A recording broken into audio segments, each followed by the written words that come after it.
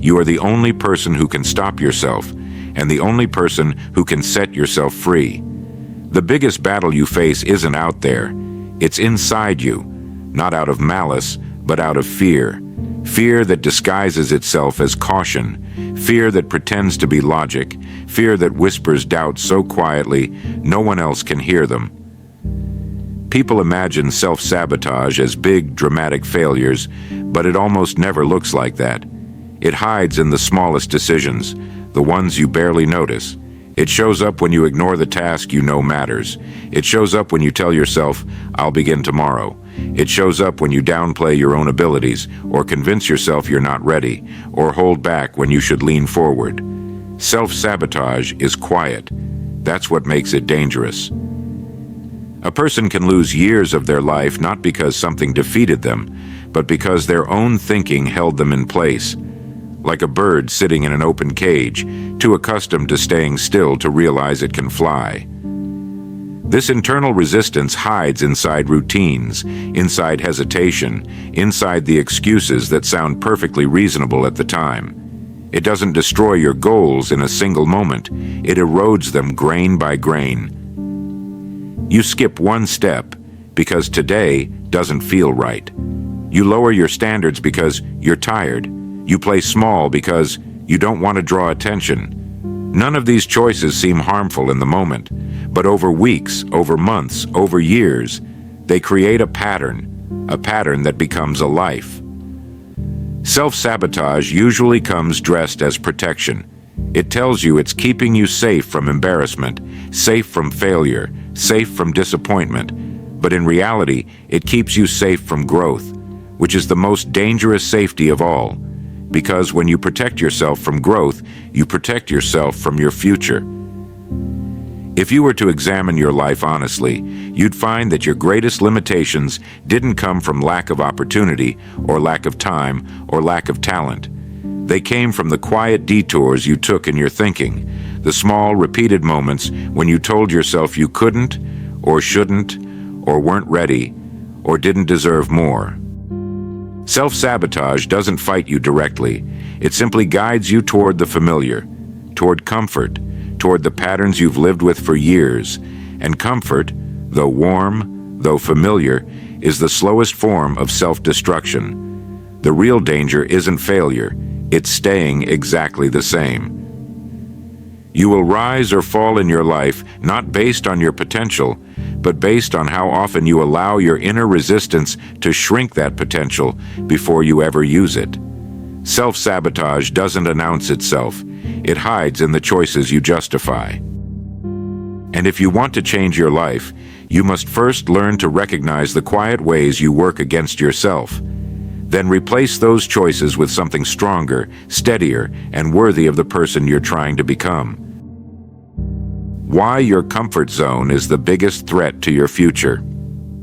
If you truly examine the times in your life when you felt stuck, not overwhelmed, not defeated, just quietly stuck, you'll often find that nothing dramatic was holding you back. No huge obstacle, no real crisis, no impossible challenge, just a subtle pull toward what was familiar.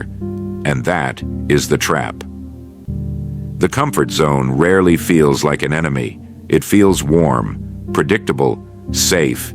It gives you a sense of grounding, even when that ground hasn't helped you grow in years. The comfort zone is dangerous, not because of what it gives you, but because of what it steals: your urgency, your imagination, your hunger for something better. It convinces you that later is a suitable place to store your potential. It tells you there's plenty of time. It assures you that staying the same is harmless. But nothing is more costly than a comfortable life lived at half strength. You see, the comfort zone is not stagnant. It's shrinking. Every day you choose comfort over growth, the boundaries of your world pull in a little tighter. Your confidence narrows. Your tolerance for challenge decreases. Your courage softens. What once felt like a small hesitation can quietly grow into a permanent limitation. Comfort does not preserve your life. It slowly lowers it to the level of your least demanding habits. If you stay in it long enough, you begin to protect the very conditions that are limiting you. You defend your routines. You justify your avoidance. You excuse your lack of effort. And before you realize it, you are safeguarding the cage you built around yourself. The danger is subtle. Comfort doesn't tell you, this will cost your future. It whispers, let's just stay here a little longer. A little longer becomes another day. Another day becomes another month. Another month becomes another year. And you wake up surprised that life hasn't changed, even though your choices remained exactly the same. People think fear holds them back, but often it's not fear, it's familiarity. The mind trusts what it knows, even when what it knows is far too small for the person you could become. Growth, on the other hand, asks something uncomfortable of you: movement, effort, uncertainty, the willingness to step into territory where you have no guarantees, and that's precisely why the comfort zone is such a powerful enemy. It teaches you to avoid the very experiences that would shape you. Every meaningful step forward feels uncomfortable at first, uneasy, awkward, uncertain. That's the cost of expansion. The person you want to become lives outside the borders of who you currently are. You cannot meet them by staying where you feel safe. Your future isn't waiting inside your habits, it's waiting outside them. Every time you choose challenge over comfort, you grow. Every time you step into something unfamiliar, your boundaries expand. Every time you do the thing you'd rather avoid, your confidence strengthens. And slowly, very slowly at first, you begin to realize something extraordinary. Your comfort zone wasn't protecting you, it was shrinking you. And the moment you step beyond it, you don't just change your path, you change your possibilities. The mindset that dissolves doubt, fear, and hesitation. Doubt doesn't vanish because you want it gone. Fear doesn't loosen its grip just because you've grown tired of it.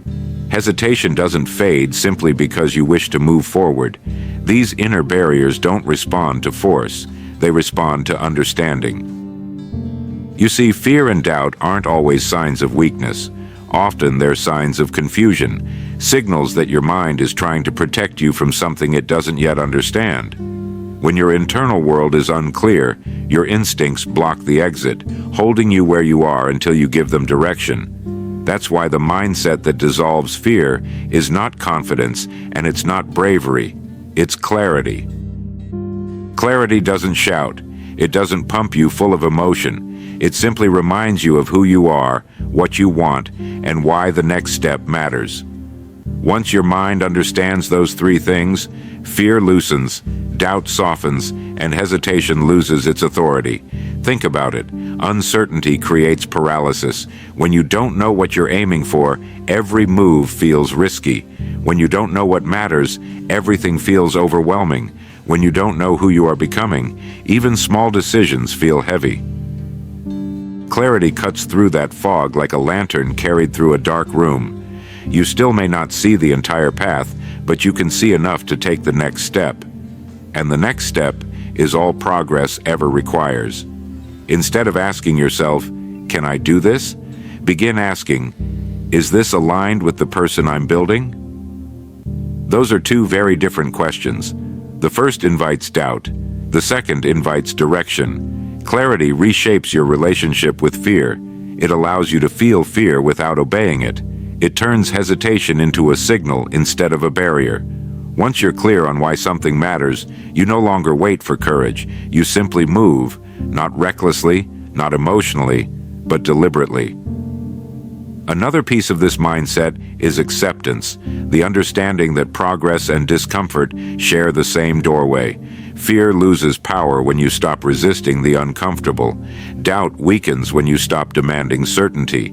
Hesitation dissolves when you stop treating it like a warning and start treating it like a natural part of growth. You don't need to eliminate fear to move forward. You only need to decide which voice you'll follow, the one that wants to protect your old life or the one that wants to build your new one. There's a shift that happens when you begin thinking this way, a quiet but powerful shift.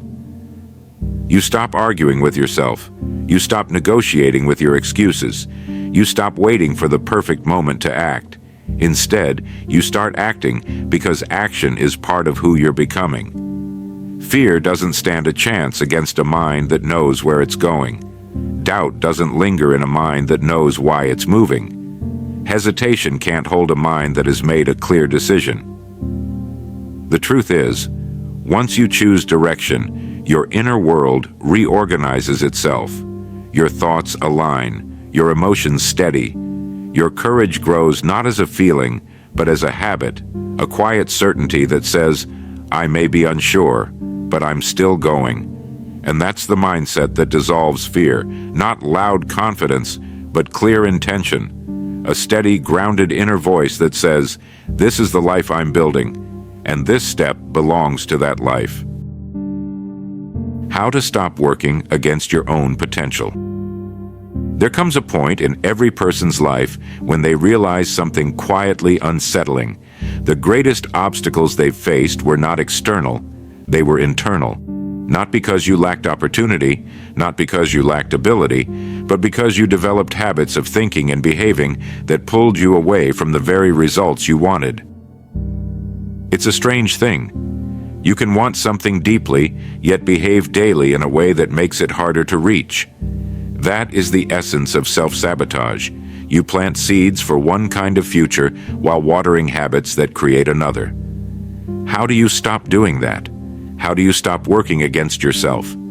It begins with self-honesty, not criticism, not harsh judgment, but a clear, steady look at the choices that shape your days.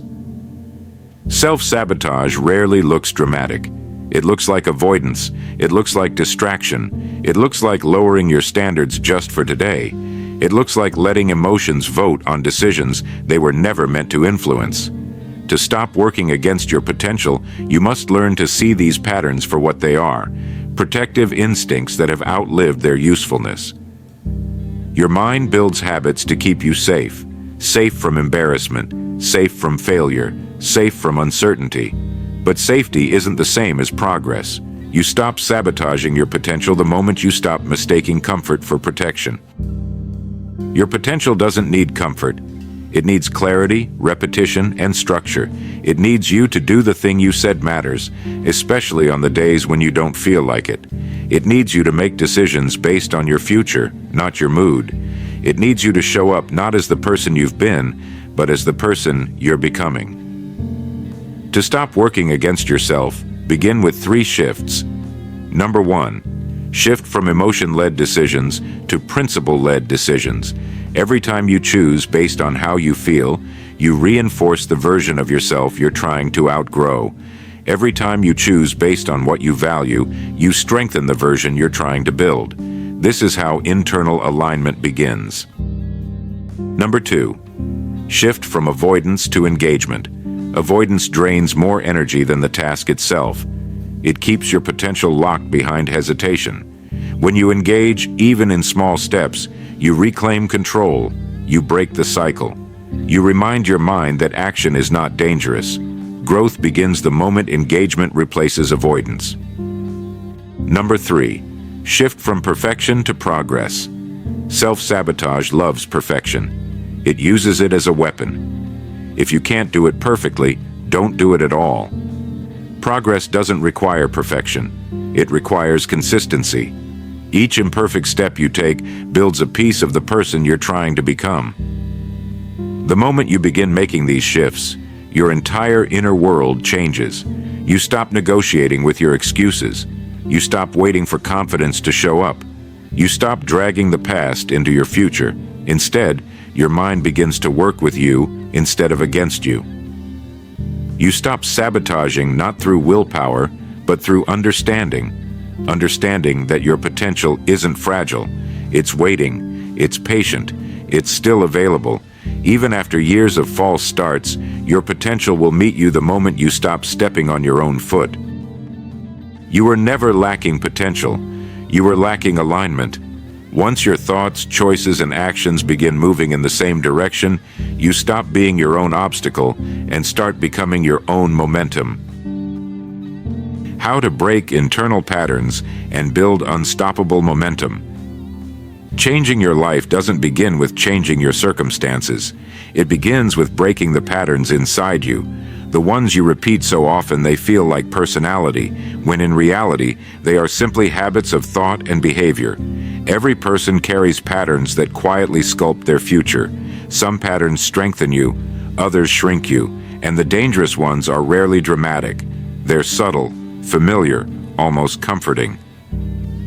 Patterns like holding back when you should step forward, waiting for the right moment, overthinking the simple, making decisions from fear instead of intention, or starting with enthusiasm and fading before anything takes root. These patterns seem harmless in isolation, but repeated daily they form the architecture of your life. So the real question is not, can I change? But am I willing to disrupt the patterns that keep me the same? Let's break down how to do that. Not through force, but through understanding and deliberate action. Identify the pattern by observing your default. Every person has a default response when faced with discomfort. Some retreat, some delay, some look for distractions, some downplay their goals to make inaction acceptable. Before you can break a pattern, you must notice it. Ask yourself, when I face something important, what do I do without thinking? That automatic response is the pattern controlling your growth. Awareness is the first crack in the cage. Interrupt the pattern before it completes its cycle. Patterns survive because they run on repetition. They follow the same steps each time. If your pattern is hesitation, it begins with a thought. If your pattern is avoidance, it begins with an emotion. If your pattern is self-doubt, it begins with a question. You don't need to fight the entire pattern. You only need to interrupt its opening move. Pause, breathe, choose something different. Even if it's small, even if it's uncomfortable, a new life begins the moment you interrupt an old instinct. Replace the pattern with a purposeful action. Breaking a pattern isn't enough. You must replace it with something stronger. If hesitation is your pattern, replace it with a single immediate step. If avoidance is your pattern, replace it with 5 minutes of engagement. If overthinking is your pattern, replace it with a clear decision. Purposeful action is the antidote to destructive patterns. Momentum doesn't require brilliance. It requires movement. Repeat the new action until it becomes the new pattern. A pattern doesn't become powerful because it's strong. It becomes powerful because it's familiar. Repetition is what once made your old patterns automatic. Repetition is what will turn your new ones into second nature.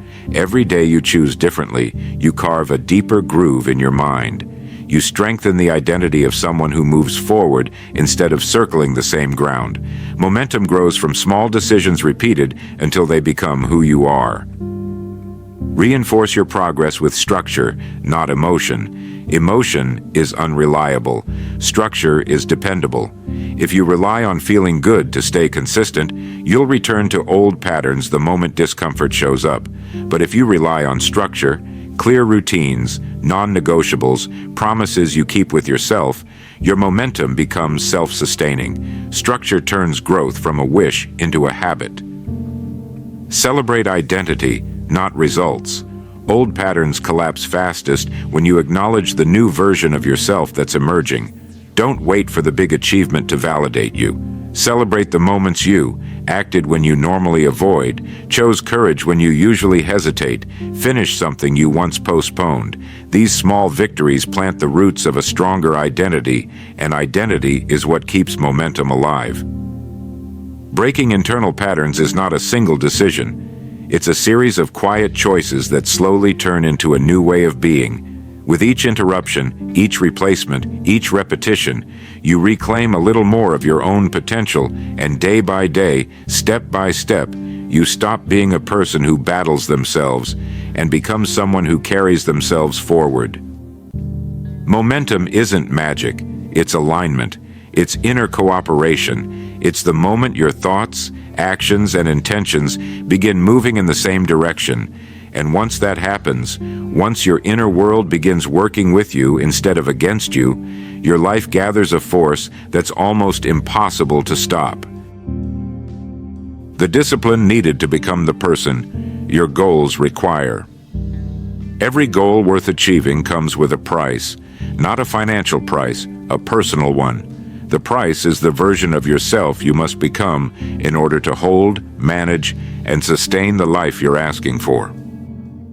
People think discipline is about pressure, force, or rigidity, but real discipline is none of those things. Real discipline is a form of respect, respect for the future you want, respect for the person you're capable of being, and respect for the life you're building one choice at a time. Discipline is not a punishment, it's a promise that says, I will not abandon the person I intend to become. Without discipline, even the best intentions dissolve.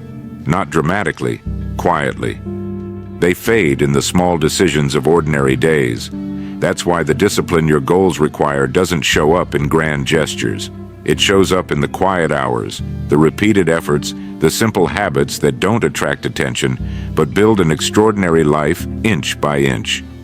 Let's break down the kind of discipline that transforms a person from who they've been into who their goals demand. The discipline to honor. Small tasks.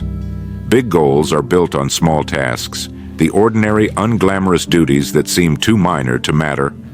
Returning a call, finishing what you started, practicing when no one's watching, showing up even when the day feels heavy. When you honor these small tasks, you train your mind to respect your own effort. You begin to trust yourself, and trust is the soil where long-term success grows. The discipline to keep going. After the emotion fades. Motivation is a spark. Discipline is the engine. Anyone can start with excitement. It's what you do when excitement leaves that shapes your future. Every meaningful goal requires long stretches of ordinary work. Days where you don't feel inspired. Days where you'd rather stop. Days where no one is cheering. The person who continues anyway, that's the person who changes their life. The discipline to act without negotiation. You cannot build a strong future if you argue with yourself every morning. The disciplined mind doesn't ask, do I feel like doing this today? It simply says, this is what I do. Once an action becomes a non-negotiable, your success stops depending on your mood. You remove hesitation from the equation, and what remains is consistency, the most powerful force in personal development. The discipline to choose long-term. Over immediate relief growth asks you to trade comfort now for strength later. Relief is tempting, comfort is tempting, but every time you choose the short-term escape, you step further away from the future you want. Discipline asks a simple question. Does this decision serve my future or my comfort? Choose your future often enough, and your life begins to reshape itself. The discipline to face yourself. Honestly without honesty, discipline becomes aimless. You must be willing to admit where you fall short, where you avoid effort, where you hide behind excuses, where you pretend the problem is external when it's actually internal. This honesty doesn't diminish you, it frees you, because once you know the truth, you can change it. The discipline to repeat. What works? Progress isn't found in novelty, it's found in repetition. The disciplined person isn't constantly searching for something new. They double down on the habits that strengthen them. They refine what works. They repeat what supports their growth. They understand that excellence is a pattern, not a surprise. Your goals are not asking you to work harder. They are asking you to become someone steadier, someone who honors their commitments, respects their time, and follows through long after the mood has passed. Discipline is the bridge between who you are and who you must become. It is the quiet force that turns potential into reality and dreams into lived experience. And once you develop it, once you begin acting from discipline instead of emotion, you stop sabotaging your own future and start building it. In the end, the world was never your greatest opponent. It was the hesitation inside you, the doubt you believed, the comfort you protected, the patterns you repeated without question. But once you learn to quiet that inner resistance, once you act from intention instead of impulse, life begins to open in ways you didn't realize were possible. Your strength grows, your direction sharpens, your confidence returns, and you discover something remarkable. You were never lacking potential. You were only waiting to stop standing in your own way. The moment you choose to rise, the path begins to rise with you.